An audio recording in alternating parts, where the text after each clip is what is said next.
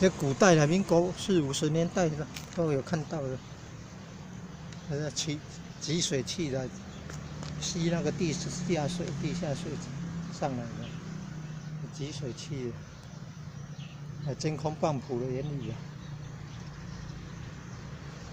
动一动啊，有空气压力产生变化的那水会出来。啊，这盐水金港来，看哦，盐金港在这个画面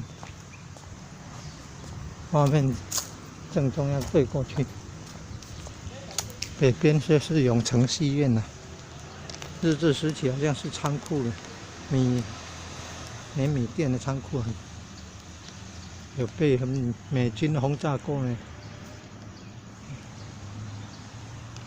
可能是在那个日本发动珍珠港事变之后，太平洋战争期间呢，还是2次大战末期，仓库被美军的轰炸机轰炸来的。后来最近呢，应该是没有多少年前了，做成了戏院，改建成戏院了哈。戏院很久了啦，是最近又隆重开幕了，整理好要重新开幕了，还有办影展呢，还有让人家拍电影。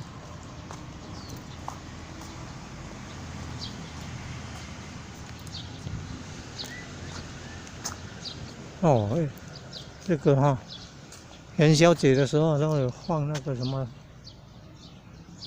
灯。元宵节花灯展览，艺术品展览，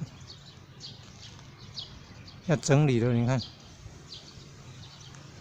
到底是要整理的变拓宽哦。你看，整理的变拓宽呢，哦，要改造呢哦。你看，拓宽呢，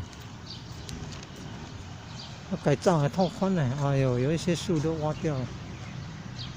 要改造了，拓宽了。